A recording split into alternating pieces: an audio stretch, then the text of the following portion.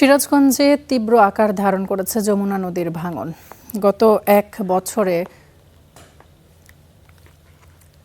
গত এক সপ্তাহে নদী গর্ভে চলে গেছে শতাধিক বসতঘর। আকস্মিক ভাঙনে আসবাবপত্র রক্ষা করতে পারেনি অনেক পরিবার। বিলীন হয়েছে শিক্ষা প্রতিষ্ঠান, ফসলি জমি। ভাঙন আতঙ্কে রয়েছে নদী পাড়ের বাসিন্দারা। একের পর এক পাড় ভাঙছে নদীর, বিলীন হচ্ছে ঘরবাড়ি, ফসলি জমি, ব্যবসা প্রতিষ্ঠান, সরকারি দপ্তর। দিশেহারা হয়ে পড়েছেন নদী তীরবর্তী এলাকার মানুষ।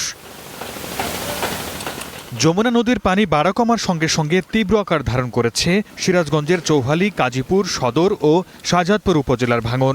এক সপ্তাহের ব্যবধানে নদী গর্ভে চলে গেছে কয়েকশো বসতবাড়ি। আকস্মিক ভাঙনে আসবাবপত্র রক্ষা করতে পারেনি অনেক পরিবার। বিলীন হয়েছে একটি প্রাথমিক বিদ্যালয়। ভাঙন আতঙ্কে রয়েছে নদী পাড়ের বাসিন্দারা। আমার আইসাল চুলা যা যা ছিল সম্পূর্ণ স্বপ্ন দিতে গেছে।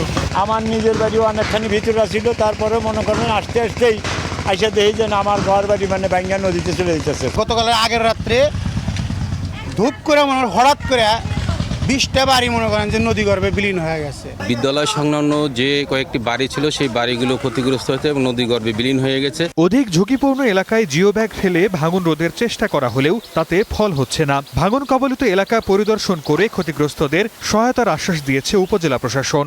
আমরা এখন জিও টিউব এবং জিও ব্যাগ দিয়ে তাদের ভাঙন আর বৃদ্ধি না পায় সেই ব্যবস্থা গ্রহণ করেছি। এছাড়াও আরও 2-4টি জায়গা চর অঞ্চলে ভাঙন আছে, আসলে আমরা সেটা অবজারভেশনে রাখছি।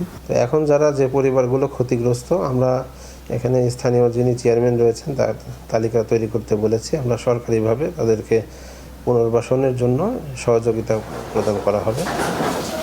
চলতি বর্ষা মৌসুমে ভাঙন রোধে 6 কোটি 43 লাখ টাকার একটি প্রকল্প নেওয়া হয়েছে। এরই মধ্যে শেষ হয়েছে প্রকল্পের বেশিরভাগ কাজ।